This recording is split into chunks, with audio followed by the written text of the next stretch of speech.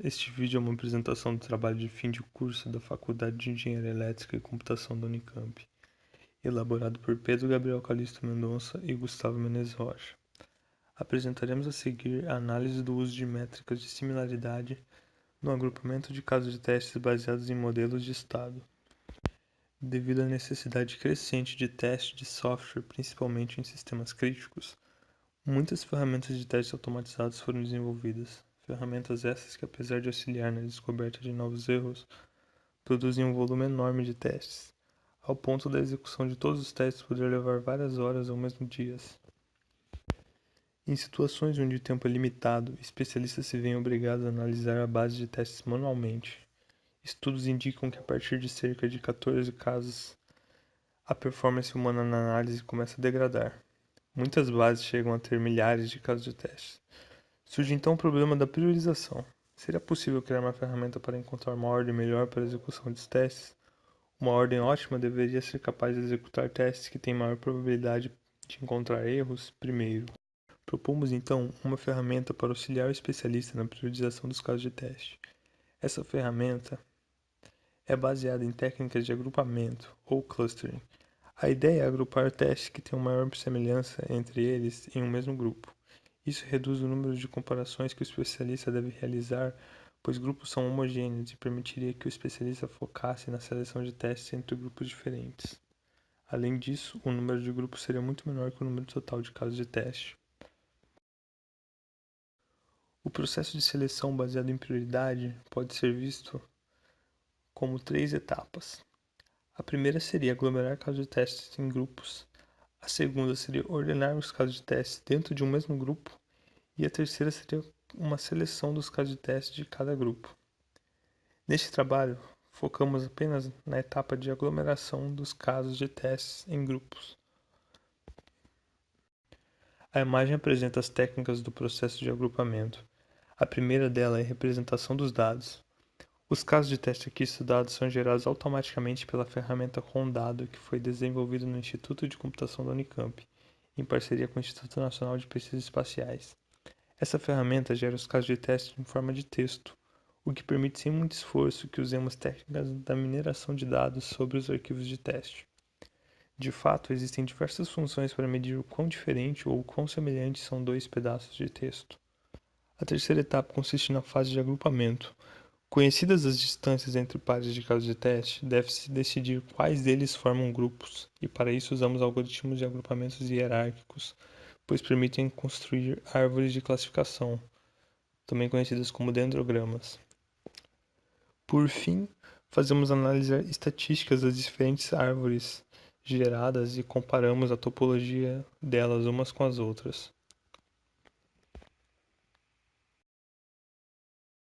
Ou seja, queremos saber a influência da medida de similaridade usada na topologia da árvore e se a árvore representa bem a estrutura semântica dos casos de testes.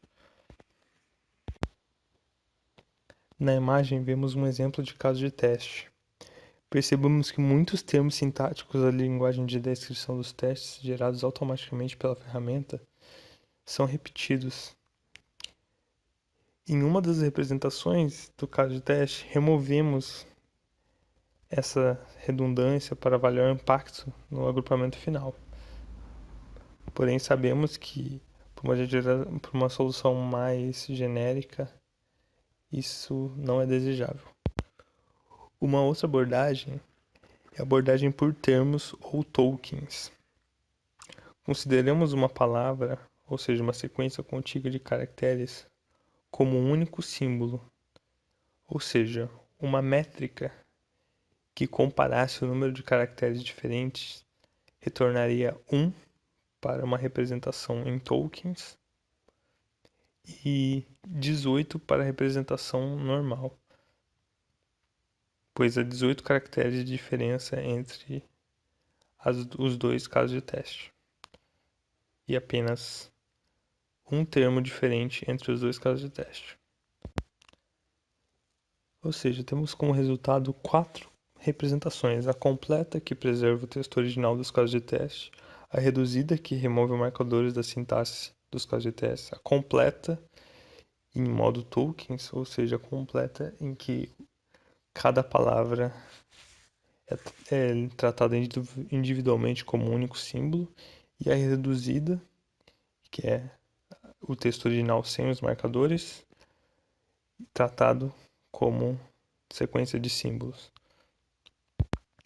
Agora, com uma representação adequada para um caso de teste, queremos encontrar um meio de comparar um par de casos de teste. Para isso, temos as métricas. Métricas definem noção de espaço entre textos. Temos as medidas de distância que fornecem valores baixos para textos próximos e valores grandes para textos muito diferentes. Já as de similaridade avaliam a semelhança entre textos. Textos mais próximos têm medidas maiores e textos mais distantes têm medidas de similaridade menores. No total, avaliamos 16 métricas entre medidas de distância e medidas de similaridade. Nosso agrupamento hierárquico produzirá um dendrograma a partir do qual podemos escolher o número de agrupamentos com um corte na árvore. Um corte mais acima da árvore produz um número menor de clusters. Um corte mais abaixo, próximo às folhas, produz um número maior. O especialista escolherá a que altura cortar com base no tempo disponível e na especificidade do teste que quer realizar. Agora apresentamos alguns exemplos de dendrogramas para um pequeno grupo de 17 testes. Aqui já conseguimos perceber que diferentes métricas resultam em dendrogramas bem distintos. A questão é qual métrica usar.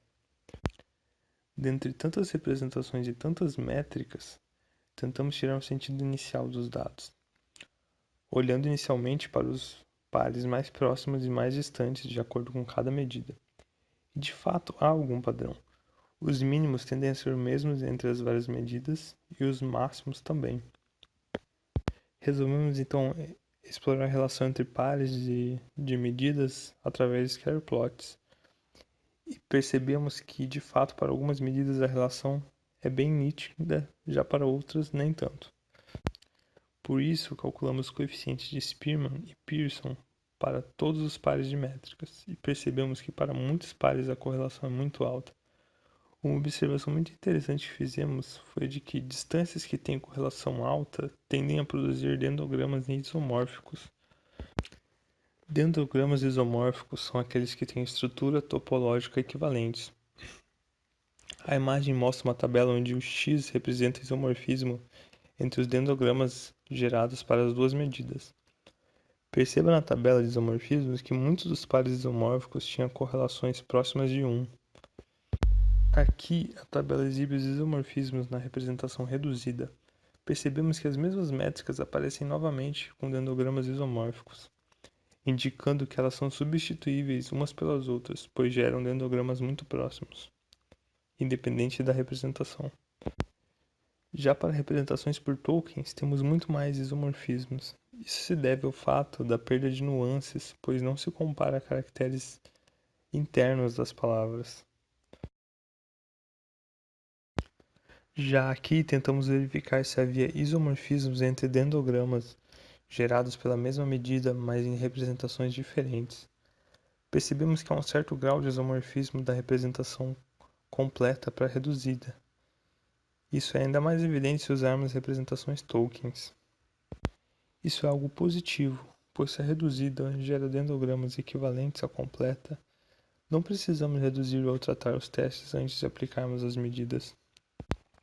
A qualidade dos agrupamentos foi avaliada por uma pesquisadora especialista do INPE, e a conclusão foi de que grupos diferentes contêm casos de testes que exercitam diferentes partes do sistema. Ou seja, casos de teste de um mesmo grupo performam variações de um mesmo teste, e tendem a exercitar componentes similares do sistema. Portanto, o método apresentado pode sim auxiliar especialistas na priorização dos casos de teste. Resumindo, o trabalho realizado foi o estudo do agrupamento hierárquico para priorização de casos de teste. O papel das funções de similaridade na produção dos dendrogramas. Vimos que funções altamente correlacionadas tendem a produzir árvores muito parecidas. Vimos também do isomorfismo entre representações diferentes para a mesma medida, que a redução para algumas medidas não teve nenhuma influência, ou seja, para certas medidas não é necessário pré-processar os dados. Já quando interpretamos por tokens, vimos que uma quantidade grande de medidas produziram dendogramas isomórficos e que isso se dá por perda de detalhes, principalmente em testes compostos por poucas palavras. E de acordo com o especialista, agrupamentos separam bem os casos de teste.